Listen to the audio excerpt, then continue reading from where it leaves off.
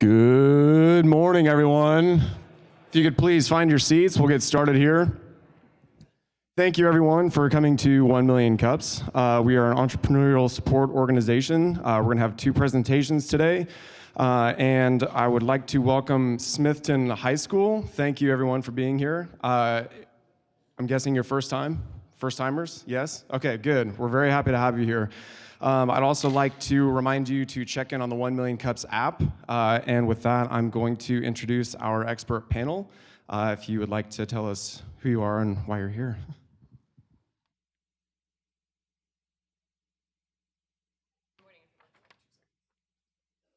Now is it working? All right. Good morning, everyone. I'm Kate Garman. I work for Mayor Slide James in the Office of Innovation. I am the lawyer and policy analyst for our innovation efforts, and I'm excited to be here. Hi, Jim Baxendale. I direct the Whiteboard to Boardroom program at the UMKC Innovation Center, and we've aggregated innovations from corporations, universities, and hospitals across Kansas and Missouri.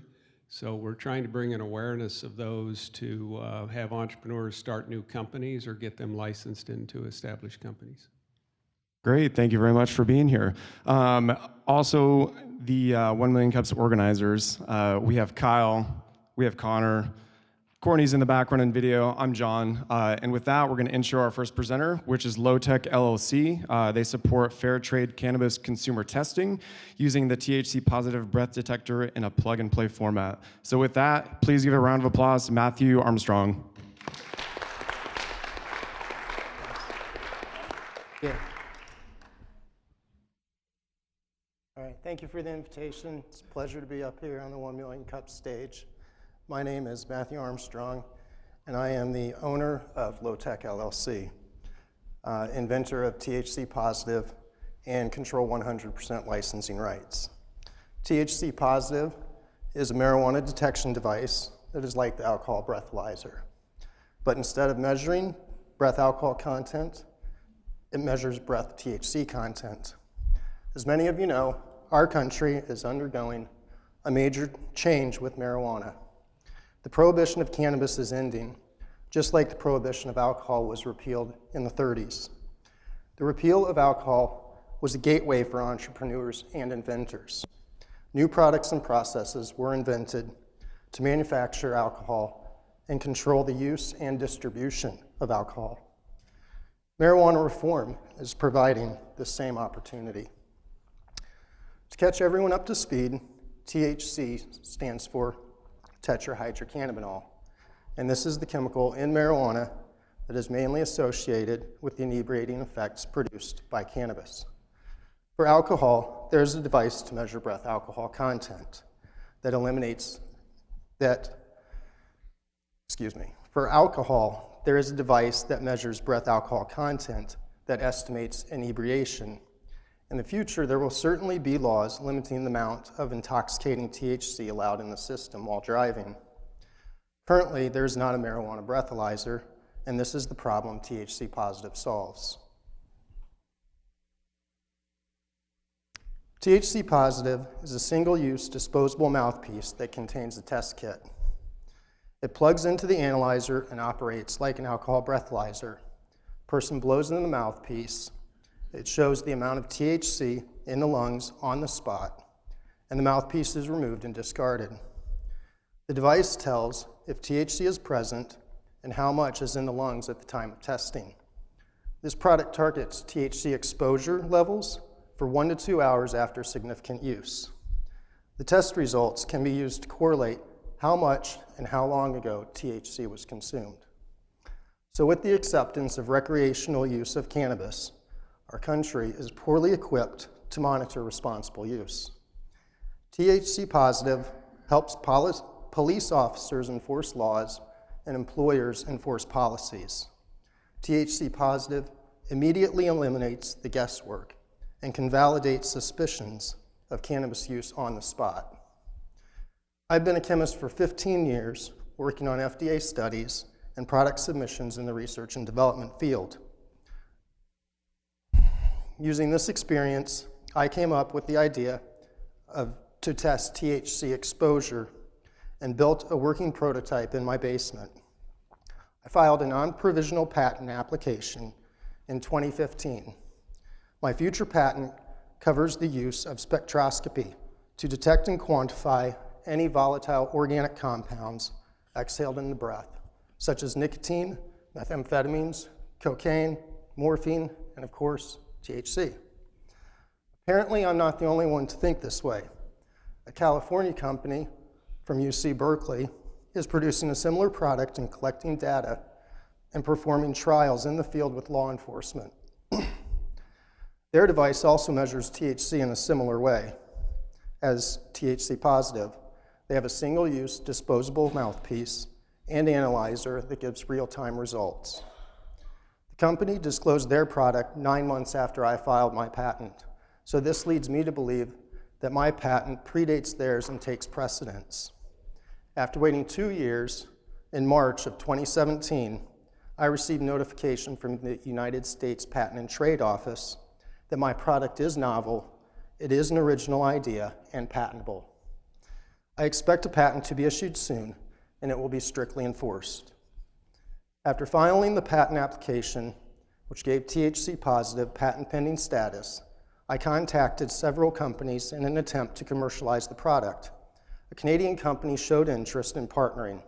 They looked at my invention but decided to partner with a Florida scientist who helped develop the alcohol breathalyzer. It is important to note here, the Florida scientist's approach is a highly technical approach, and THC positive is a low-tech approach. I think many people are drawn to high technology, but sometimes it just means more complications. One of my intentions when developing THC positive was to make the lowest technical device that will perform acceptable testing, as I believe the lowest technical approach will eventually be the market standard due to its ease of use, and it will have the highest return on investment. I've taken this as far as I would like. I am a scientist and not a business person. Now it is time to hand it over to someone else. I do not want to build $1 million business. I don't want to manufacture and sell THC. I want someone else to become involved and make this happen. With the huge economic shift from legalizing cannabis across the country, there's almost endless opportunities in areas of banking, manufacturing, distribution, retail, policy setting, policy enforcement, and areas yet to be defined. The market is large enough for multiple solutions to this problem, as there are multiple alcohol breathalyzers. I want to pass THC positive on and provide a means for someone else to build a successful and lucrative business on this idea. Big round of applause for Matthew. We'll open it up to our expert panel for questions. If you guys want to go ahead. Yes, Matt, did you say that you could test the presence within just 1 to 2 hours? Right. It doesn't go beyond that? Correct. So the target for the device is within 1 to 2 hours when you're inebriated by the effects of THC. So any longer, most likely the effects are minimal and you aren't considered intoxicated. And so it won't detect beyond the 1 to 2 hours? It could. I haven't done the testing yet, but that's the target range is 1 to 2 hours when you're most affected by the... Okay. And then the California company, what's their testing range, do you know? 1 to 2 hours. It is 1 to 2 hours. And then, so you mentioned your patent. So if you had an attorney look at your patent versus what, say, this California company may have filed, do you have a good position against what they've done? Right. So the California company, Berkeley, is not disclosing their technology, but what they've advertised is very similar to my product. They have a single-use mouthpiece or a cartridge that concentrates a breath sample and then uses spectroscopy or optics to measure the amount of THC. It isolates the THC from other compounds that are exhaled in the breath as well. Interesting product. My question is, at the end, you said that you're kind of ready to hand this over. You know, you're not wanting to be a Mark Zuckerberg, if you will, who's going to take on a unicorn company. How are you going to estimate your worth in the market, especially as this is so nascent and that California company is only doing trials? How would you know your price point? Right. Well, if anybody has an offer, I'm willing to think about it. But that is a good question. I think at that point, I may have to get someone involved, like an actuary or something like that, because of course nobody wants to get shortchanged. Yeah. And my second question before I turn it over to the crowd is, who do you think your best, what marketplace do you think is best for this? Do you think it is a crime enforcement department, agency, or is it more of maybe some corporate employers? Where do you think this will take off first when you do sell this into the marketplace? Right, good question. Well, I think law enforcement is a strong option as well as employment testing, because when we have a legalized product as alcohol is, of course it's not illegal to consume alcohol outside of work or when you aren't in public. Same thing should apply to THC. So I think that those two are the major areas that I'm targeting now, as well as personal use to verify compliance. Cool. We're going to turn it over to the audience for questions, start getting those hands up. I have a question off the bat. So we're all familiar with the alcohol breathalyzer and 0.08, so that's what you don't want to go over if you're driving. Can you describe to us the metric that your product uses and how policy will decide how much THC is too much THC and how that may impair driving? Sure. So yeah, as he stated, currently 0.08 is pretty much the norm for the alcohol limit, and that only predicts intoxication. It can't really define how intoxicated each person is. And at some point, there will be, I'm almost certain there will be a limit set for THC in the system. This particular device is bare bones, and it has a scale here of 8 lights, and it tells how much THC is in your system qualitatively. Quantitative measurements would be probably in picograms per milliliter or picograms per liter in the lungs. And I think that they are starting to set limits on how much correlates to inebriation. Question here in the middle. Good morning, nice presentation. Couple quick things. I would be very aggressive about protecting your IP, even though it's very early with that patent, even if it's provisional. As far as edibles, does this have the ability to track edibles if you've consumed something with marijuana in it? Okay, excellent question. I do have just to comment, I do have a non-provisional patent, and I have received a first office action that does show that it is patentable, and a patent will be issued very shortly, probably within the year. And your second question was edibles. Yes, there is proof, since my product is similar to the California Berkeley product, that they have stated they can measure edibles. Anything you digest, whether it's eaten or smoked or whatever, however you put it in your body, passes through the lungs, and it does release gases through the lungs. So however you introduce it to your system, it should be able to measure that if the quantity is high enough. Question here in the middle. I like your presentation and what it means.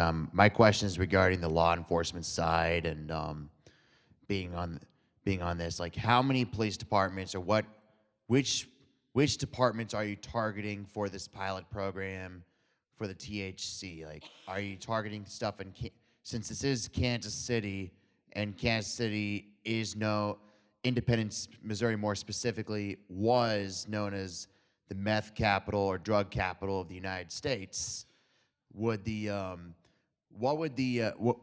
Which police departments have you guys been going to, and what has their response been? Right, so right now the focus is not marketing the product or commercializing it due to time restraints.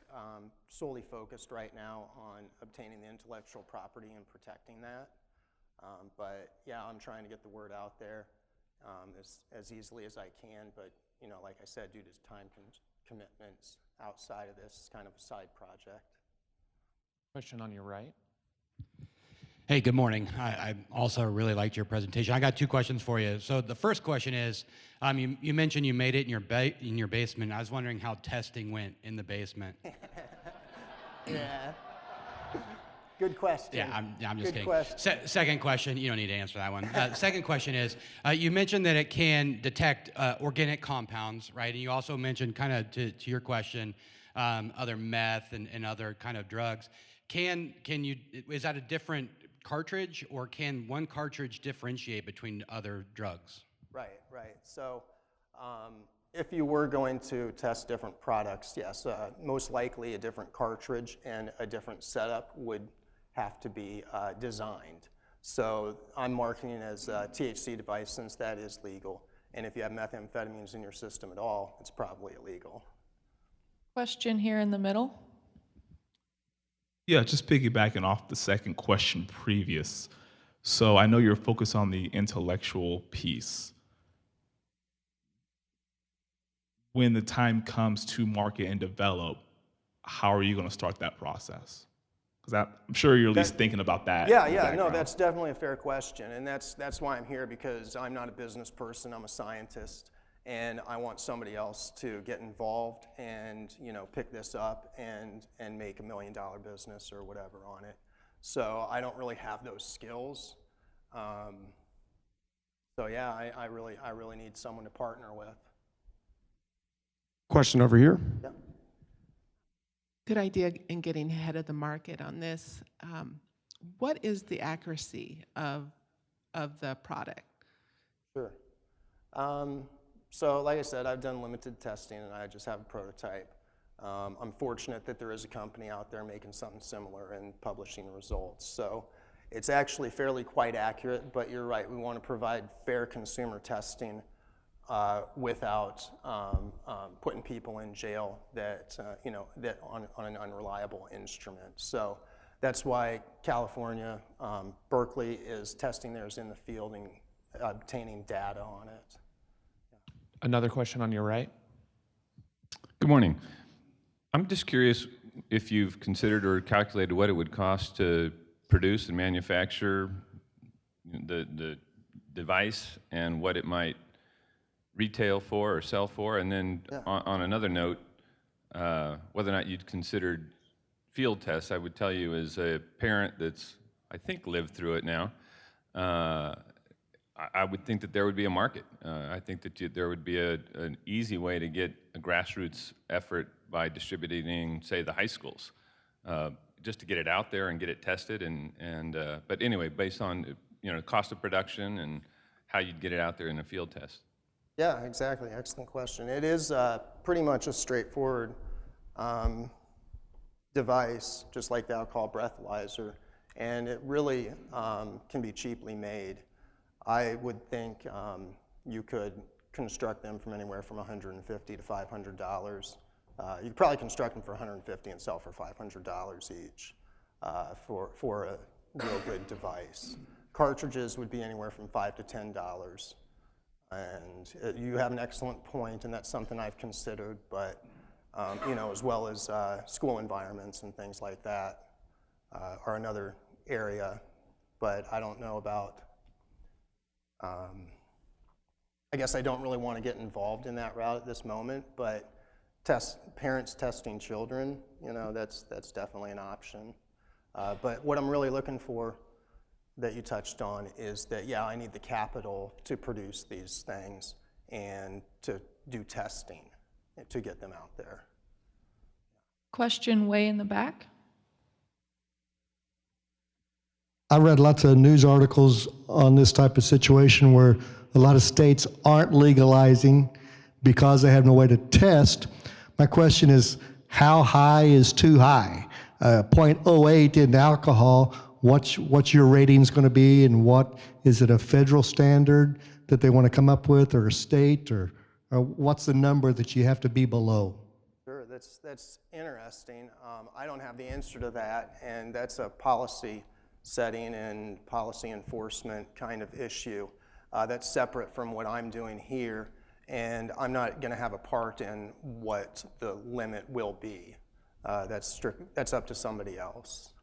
To piggyback on that just a little bit, question over here on your left, Matthew. Lost it. Do you know how they actually find that out, though? Like, what does that sort of testing look like? Yeah, definitely. So they have consumers smoke marijuana, and then they put them on a driving course, and they see how much it affects them, or do controlled studies where they know how much they've smoked. They can do blood tests. They also have different types of testing that they can correlate after people smoke marijuana with this device. So they would test this device, and then they'd take a sample right after this device, and they put it on, say, a gas chromatography mass spectrometer, and they can correlate the accuracy of the instrument. Another question over here. My understanding of cannabis is there are different delivery systems, like edible and smoking and so forth. Does your system differentiate from one to the other, or are there different ways of detecting this? Sure.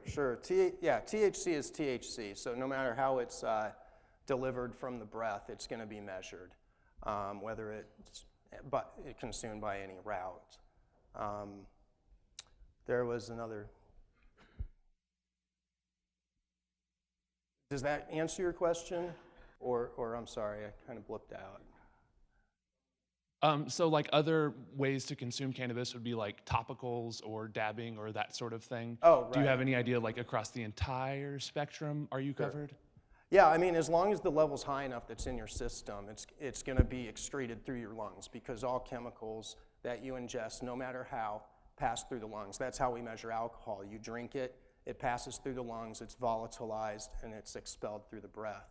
There are other ways to test for THC and their metabolites, but I think this is the best way because, say if you do a blood test and test for a metabolite of THC, you aren't testing for the active ingredient, you're testing for what was metabolized and has already gone through your system. Question up front. So is there an FDA requirement on this? Like, is this regulated as a medical device? And if so, what are the requirements? Sure.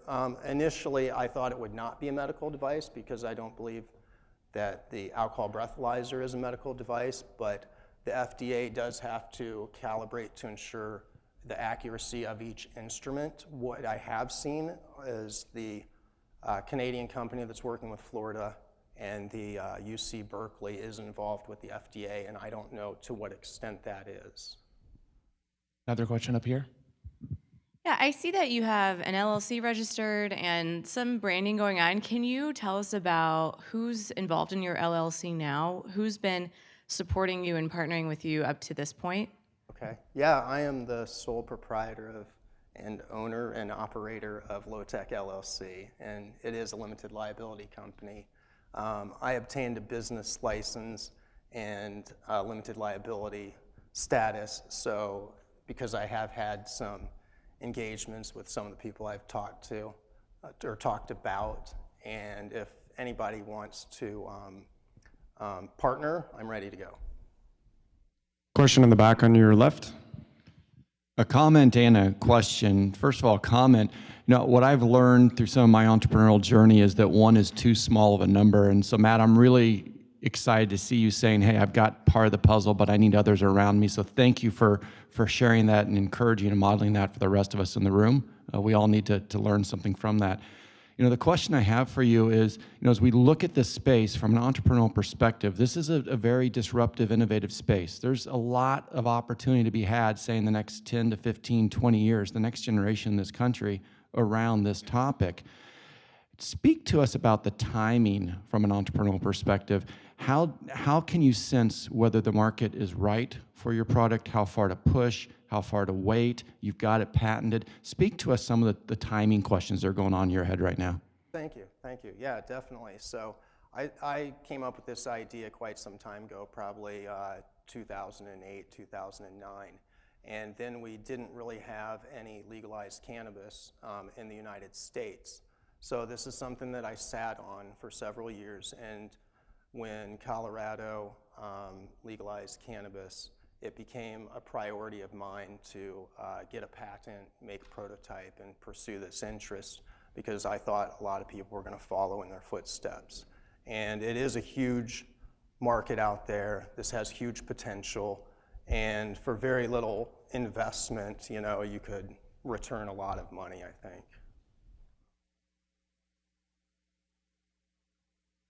So I think you touched on it a little bit, but can you touch on other people, like in areas that there is legal cannabis, is anybody else doing this? Are there others that are trying? I know you said you had a patent, but what exactly does that patent?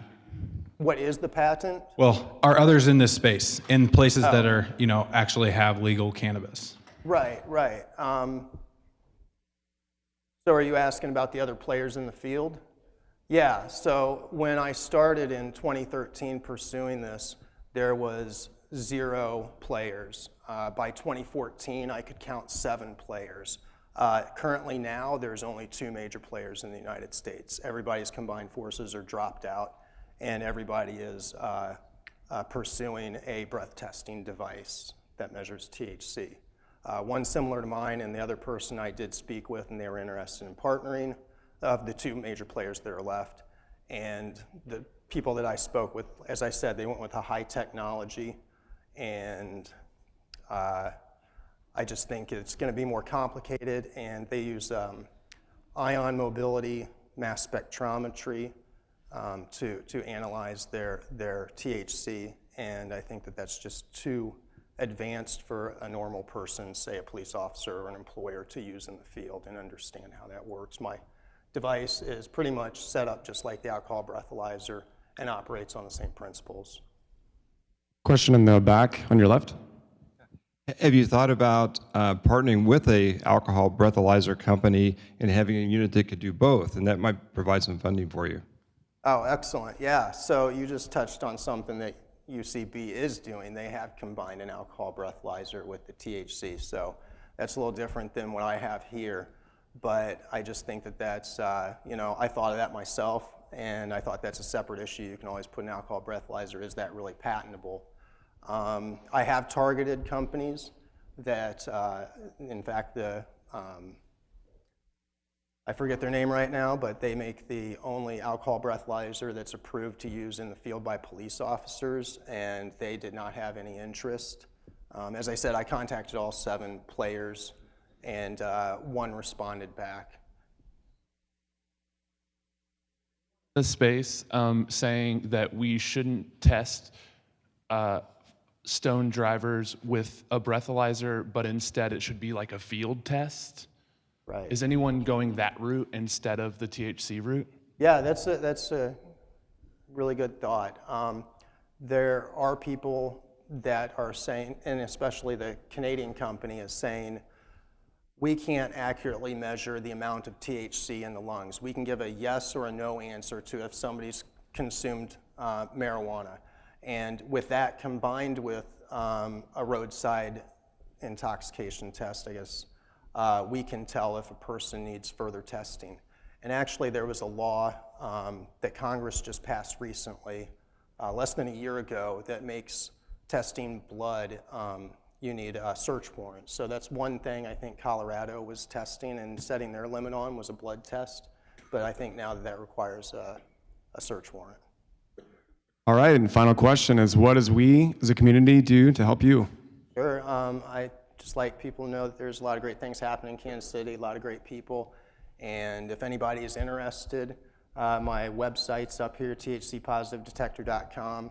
I have an email address on there. Just click on the link, shoot me an email if you're interested, if you have questions, if you have comments. I take criticism well. So any help's appreciated. Thank you. All right, give it up for Matthew. Thanks very much. If you're interested in quality control testing, see Matthew afterwards.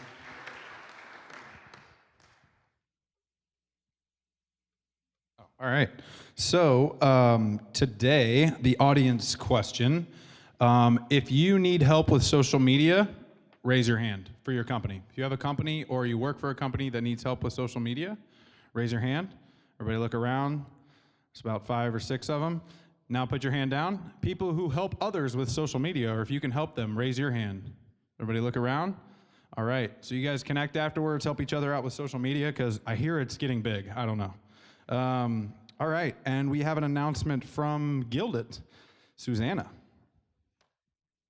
Hi, how many of you have been to a Gilded before? Okay, a couple of hands. We are inspired by 1 Million Cups, so we have artists come present their business. And you know, we have musicians, we have poets, we have UMKC professors, Art Institute professors, international artists. So we encourage you to come. You'll see a yellow card on the chair. And this month, we're celebrating our 2nd anniversary. So we've been around for 2 years. It's a good time to check us out. We have 2 startups, 2 artists who have startups coming to talk. One has the Black Repertory Theater, Damian Armstrong, and then Susanna Deluxe just opened up the Outburst Theater in the Crossroads. So come help them build their careers and help them build their businesses. Thanks. All right, John with Startup Weekend. Thank you. So Kansas City Startup Weekend is back for its 13th rendition starting on June 9th as a global Techstars startup program run by community organizers like myself. Kansas City Startup Weekend is putting out our call to designers, developers, and entrepreneurial-minded individuals from across the community to take part in this 48-hour event to join together to pitch ideas, build teams, and work through the weekend to construct startup businesses with assistance from mentors in the areas of design, development, and business. As the weekend draws to a close Sunday night, teams put it on the line during final presentations in front of judges from well-established judges in the startup community. Thank you to the many startups and organizations for making this event possible, including the Kauffman Foundation and PlexPod. So come join us at America's largest co-working space, PlexPod, at the Westport Commons on June 9th through 11th, and create the next Zarly, Little Hoots, or Equipment Share. We are also very happy to announce our best discount for attendees, 1MC, as you can see on the iPad. It'll give you a 25% off of any ticket now through Sunday night. So please meet me after 1 Million Cups or contact us via Twitter at KCSW. We look forward to starting up your weekend. Thank you very much. All right, last announcement from Kate with the Innovation Partnership Program. Thank you. Hi, quick announcement from the city. We are doing our 3rd cohort for Innovation Partnership Program, which is when we invite startups and businesses locally to come work inside City Hall for 12 weeks. You get a point of contact in the city. You have to meet with me every week. Sorry, I bring donuts sometimes. Chris Cooley's here from Spider Oak. Hi, Chris. He did it our last cohort.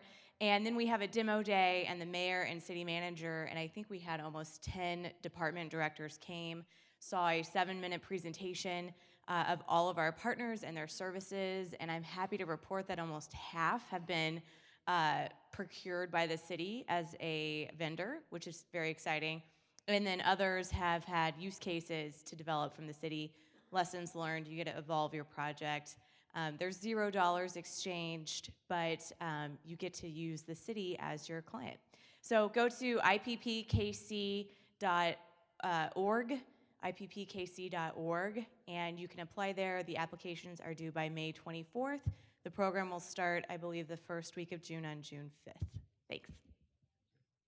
All right, last but not least, who has been to 1 Million Cups 10 times or more? Raise your hand. If you already have one of our amazing mugs, put your hand down. John, there's one right behind you.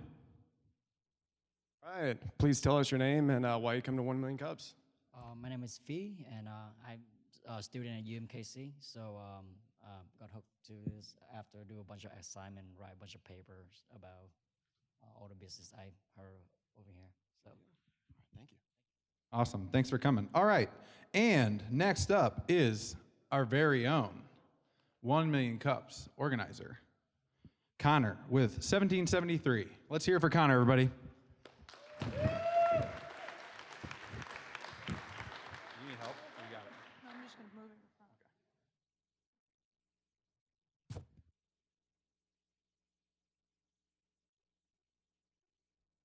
Hello? Oh, okay. Can everybody hear me okay? Great. So like Luke said, my name's Connor Hazerig, and I'm the founder of 1773. 1773 are the coordinates for Port-au-Prince, Haiti. and we'll kind of get into why that came about. So as I was a sophomore in college, I was working in an internship at an electronics manufacturing company. While I was there, a friend of mine returned from Haiti and said everyone had cell phones, but no one had electricity. So that got me to think, well, how many people have cell phones? And how many people don't have electricity? Well, so after doing some research, I found out through the World Bank that 80% of Haiti owns a cell phone, but only 12% have access to electricity. That's about 9 million people that have a cell phone but can't charge it. Worldwide, this is 750 million people that live every day by their cell phone but don't have access to electricity. And the reason the cell phone is so important to these people is because it's not just a communication tool. Developing nations have developed a mobile currency so that there's no cash. And so when people want to pay for something, you send a text message. Therefore, you can't get robbed, your money can't be stolen, and it's a lot safer. So what I did to address that problem was create the Sunshine Box. The Sunshine Box is a solar-paneled cell phone charger. Our ports here on the side can do more than just cell phones. They're 12-volt standard port, so we can do any universal plug that DC powered. So if it's DC powered, we can charge it here on this station. And so one of the things we did once we built this box, so I designed and built this as a sophomore in college at the manufacturing company. I got the UL certification for it. So the UL certification means that this box can be operated by anybody in this room, anybody in Haiti, anybody in Africa, and have absolutely no hazards apply to them. So it won't matter if you don't know how to use electricity safely, if you don't know how to wire a battery, this box won't harm you in any way.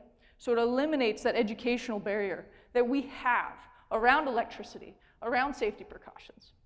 With the UL certification, we are also deemed 100% waterproof. So when there's a hurricane out of nowhere, it's safe. You might want to take it inside. It might fill up with water, but it's safe. We tested this by accident. Left it out on the roof at William Jewell College during a snowstorm. And so we went out and got the box, and it was filled up to about here with snow. So we had to let it cool down and all of that, but the box still operated. So once we created the box, we had to create a business model around it. So this is the business model. It costs $250 to make this box. So that's one-time production to build the box. We sell it for $300 to entrepreneurs in these local countries to use as a job so that they can get income from paying customers for their cell phones. And then the current, I guess, rate to charge your cell phone in Haiti right now is 60 cents per half hour. That was not my choice. That is what they pay right now, is 60 cents per half hour. And that seems a little funny. Most people don't charge their phone longer than 30 minutes. They don't have time to stand and wait. They've also had to walk 2 to 3 hours just for that 30 minutes. And so one of the things the Sunshine Box does is because it's portable, the box can come to you. So what we're leveraging are these entrepreneurs in local countries that have this problem to strap it onto the back of a motorcycle and travel from village to village selling electricity. So we're using these entrepreneurs to bridge that gap between those that depend on their cell phones every day but don't have access to electricity. And so as we started to see this currency problem come into play, we decided we were going to have to build a system that accepted text message. And so right now we're underway with developing a text message payment system that when someone comes up to the box, they send a text message to a specific port that is open. That port will then activate, and the money will be pulled from your account and direct deposited into the entrepreneur's account. So we've completely eliminated all cash. So one of the things that we did to do this, we applied for a digital sandbox grant. We received that grant in the first quarter of this year. And so this is kind of a timeline on what I expect the rest of the development to be. So we've received the funding, and so we're hoping to test 20 boxes in Haiti this August. So that's my goal. And I'm currently prepping for a trip in about a week and a half to go to Guatemala and test the waters there with it as well. So this is my team. Mark is kind of our trip coordinator. He's the CEO and director of a nonprofit. So he's kind of helping cultivate all of these relationships and finding more people in various countries to help address this development around the world. Mackley and Wheelio are our two native Haitians. They both live in Port-au-Prince, and so they kind of help run operations. Wheelio's a tech entrepreneur in his own regards, and so he kind of helps test the product and get the word out there. And Mackley, he's more of a project manager. But without these people, and my next slide is the partners that we have so far, without these people, we wouldn't have been able to do what we've done today. Right now we have boxes in 11 different developing nations across 4 different continents. We've done this in the past 2 years. So we've created over 15 jobs for people in developing nations that now make more than $2 a day. So here's a snapshot of what the boxes in Haiti have done. We've charged over 43,000 cell phones to date and powered over 700 hours of lighting.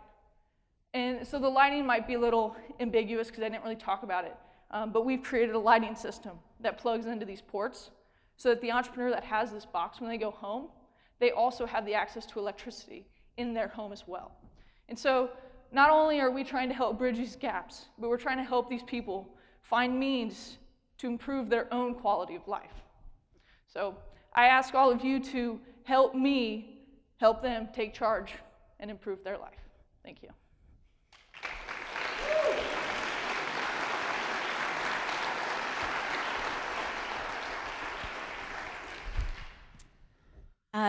Connor, thank you. That's amazing. I love this concept. And my first question is, are you set up as a for-profit, social entrepreneur, nonprofit?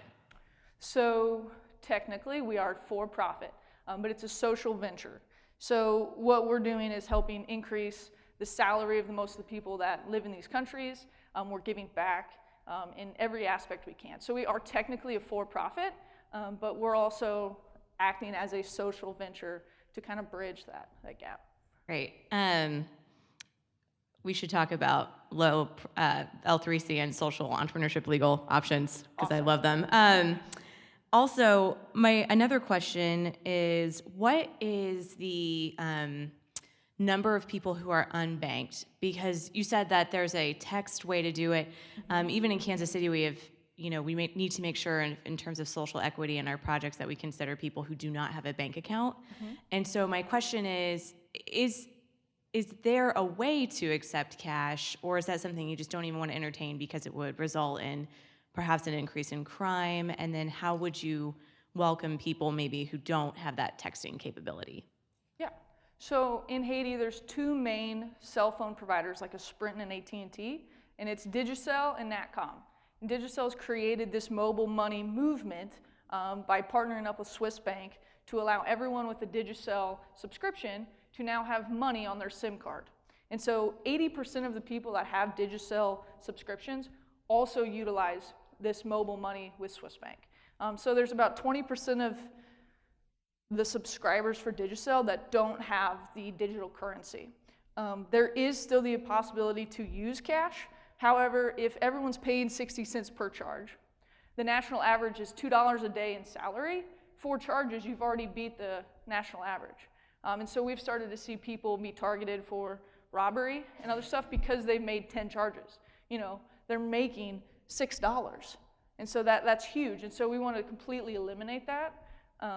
We kind of tell a story. When I was in Haiti in 2014, I was there for 7 days. I thought I was going to die 3 times. That's a very high density of crime that happens in 7 days. And also to convert cash, you don't go to a bank. You don't go to in the airports to convert your US dollars to Haitian goods. You drive up to this very sketchy gas station. You roll your window down about this far. You stick your money out. Somebody walks around, takes the money, disappears, comes back. You have no idea how much more money you got, how much money you were ripped off, but that's how currency is traded there.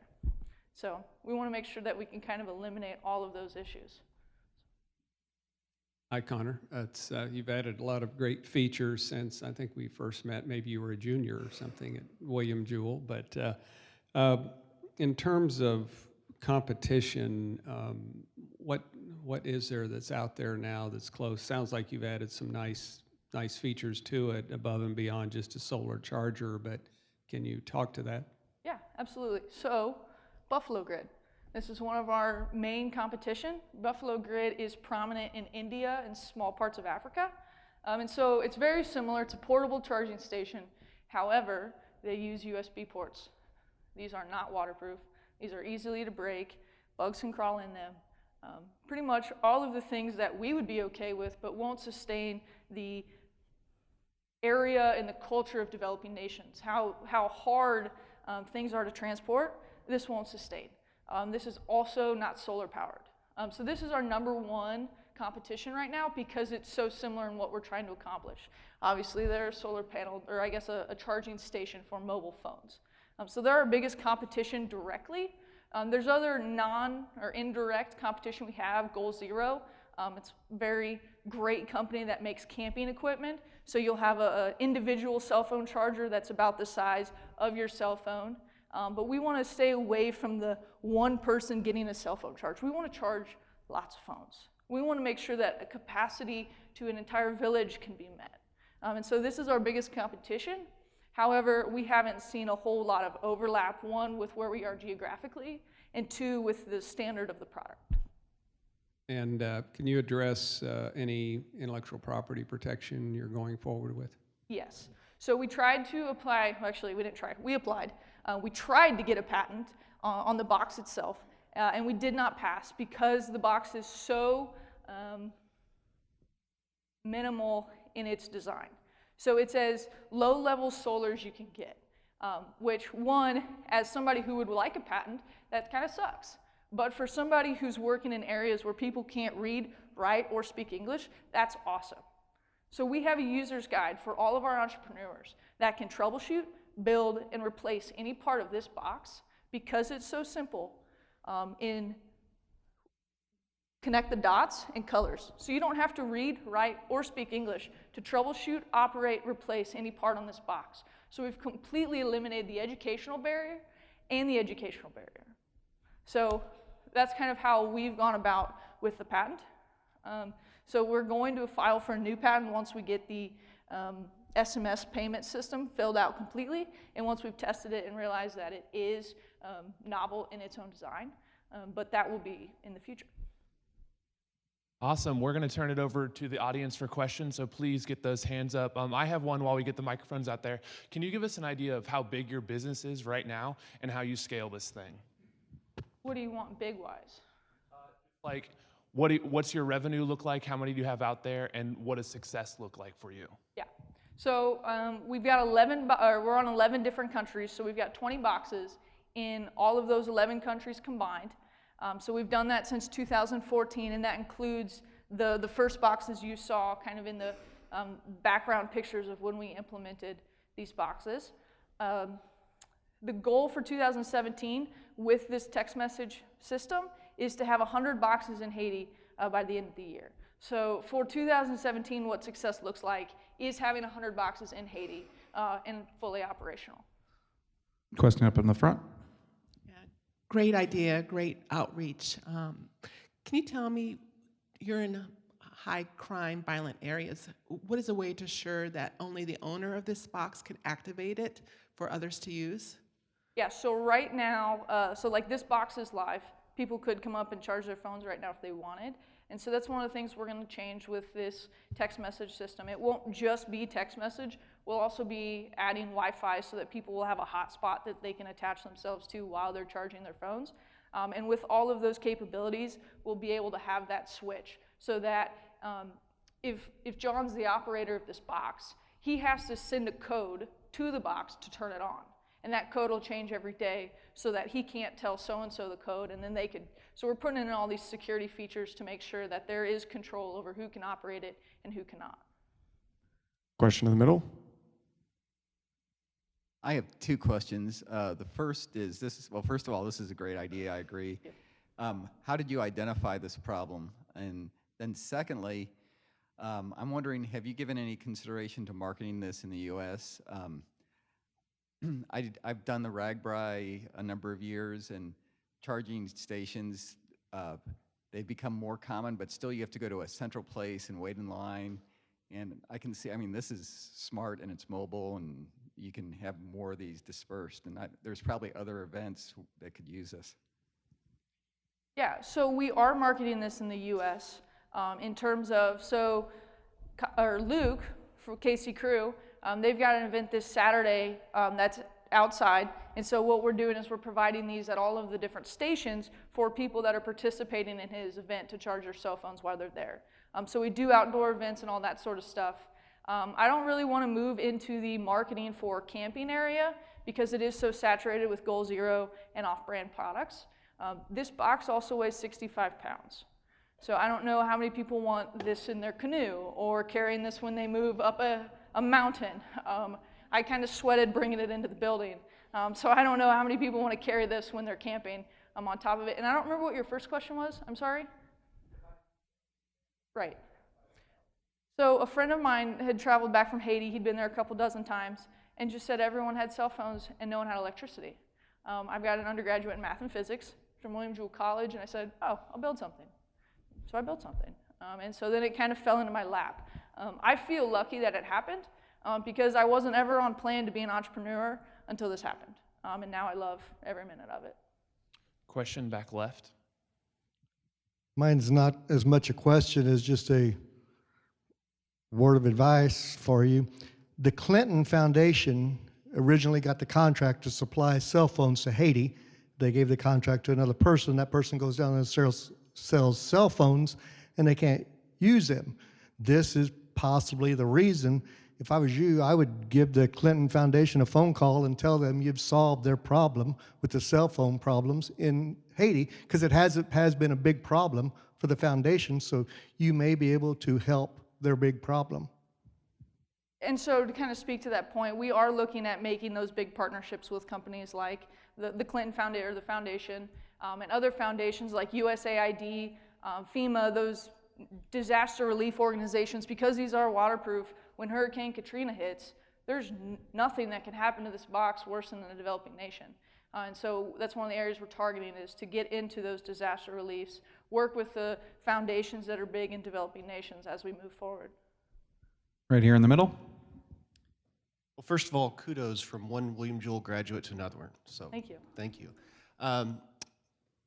You're targeting a market and targeting a young entrepreneur or business in a third world country. Can they use micro lending and micro funding resources to help finance their purchase from you?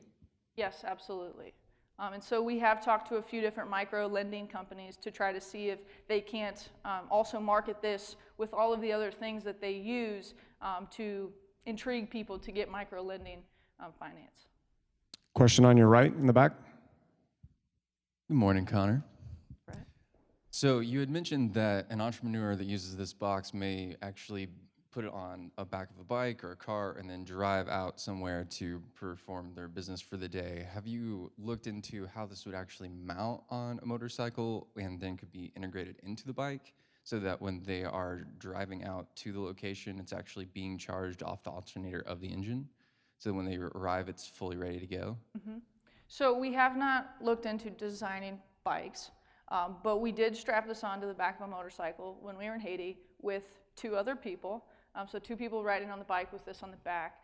It worked quite easy if you're okay with being smushed against people. And so they actually ride 5 people to a motorcycle, and you can think about how that works. And so we just used bungee cords. I think we might have had 1 ratchet strap to make sure that it's sturdy on the bike. But as the motorcyclist rides, there's 1, not a whole lot of trees in Haiti, and 2, plentiful sun. And so as they're riding, the box is charging already, just from the sun exposure. If we went outside right now, we could charge it outside while phones are being charged. And so there's like this dual capacity to charge both the box and phones simultaneously. And that's what led us into seeing, well, when these entrepreneurs go home, they're still charging this battery. Why wouldn't we let them utilize it, this power? So that's when we came up with the lighting system. We came up with a cooling fan that then also plug into these systems. And so we haven't looked into incorporating it into the engine of the motorcycle because the sun's already there. Question on your left. Hi. So this is serendipitous that you're here today. This is National Digital Inclusion Week, and your first slide showing 80% of the people in Haiti access the internet by a smartphone. That's an even higher percentage in the US, and as we're trying to bring more people online and show them the benefits of being on the internet, this is a big problem that we're experiencing with agencies that have traditionally been providing digital inclusion. They want to get a hardwired connection in somebody's house with a PC or a desktop, laptop. That's still the digital divide. So where you're headed, I'd like to talk to you more about Kate's Innovation Partnership Program. I think there's applicability at City Hall and with some of our smart city efforts and with our digital equity efforts. So let's get together after you. Awesome. And I think you guys worked with Big Bang to do some of the technology. So Big Bang is the one helping me put out all of the SMS testing devices. So, yeah. Question down front. Hey, you said you had been accepted into the Digital Sandbox program. Can you tell us a little bit more about that process and why you decided to go that route? So Digital Sandbox is a grant opportunity hosted out of the company called Digital Sandbox. And I'm going to do the best I can to give their pitch a little bit here. And so what it is, I received a $25,000 grant to improve a project. And so the project I submitted was the mobile payment platform. This communication between a person's cell phone, the box, the cell phone, all integrated within a centralized cloud-based server. And so that it hosts everything. So when I pitched that to them, it was about a 15-minute presentation. No, it was a 10-minute presentation with 15 minutes of questioning.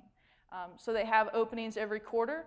So if somebody has an idea, I think you just submit it online, and they'll let you know if you are accepted to give your pitch, and then they will let you know by the end of the quarter if you will be funded. Does that answer? You invented this Sunshine Box when you were in college and started this business when you were in college. We are joined this morning by the Smithton Future Business Leaders of America, maybe future entrepreneurs of America. Any pieces of advice? You know, sometimes, like one of the things, I was an athlete in college and in high school, and I remember my dad distinctively telling me, and I have a twin sister, that we'll never be good enough to play Division I tennis. So I remember that day, like better than any other day. Don't let your parents tell you. Well, if they tell you that, just don't listen like everything else, okay? Because from there on out, when my sister and I played college at the Division II level, we whooped every one of those D1 girls' ass just to show to my parents that we could have been good enough to play D1. So don't let anyone hold you back. You know, even if it's an international crisis, don't let anyone hold you back. Because you can do anything, especially in groups. You know, I couldn't have done anything without these people, and without a lot of people here today. And I think I might have missed a question you asked. Okay. Oh, why I chose Digital Sandbox. Digital Sandbox has a great sort of feel in the Kansas City area. They want to give to great ideas. It's kind of the next level up. I participated in other competitions, other grant programs, and so it was time to move to one that was more than $10,000. And the Digital Sandbox, I'd worked with the people before, and they were great people, and so I knew that there would be very little tension moving forward with a partner like Digital Sandbox. Question in the back left. Yeah.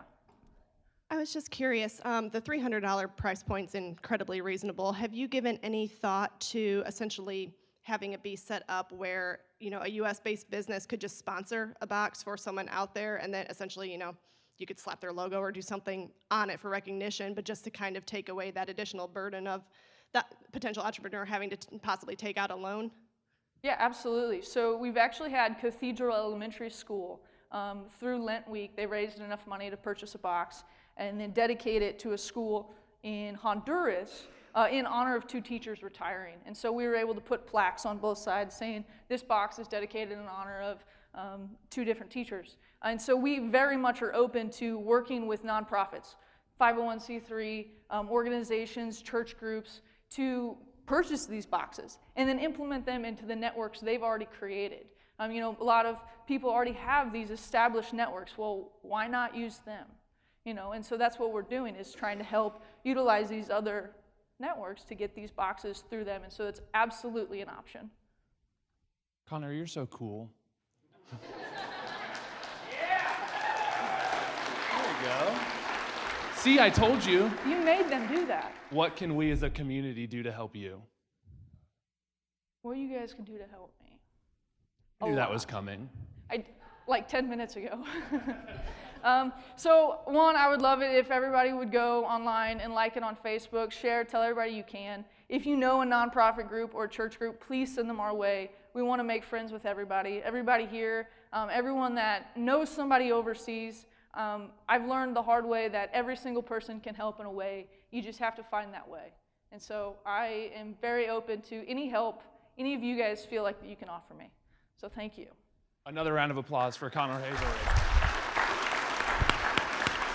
All right, thank you for joining us this morning. If you raised your hand and you need social media help or you can provide social media help, let's hang out up here. Be sure to log into the app to provide feedback to these companies.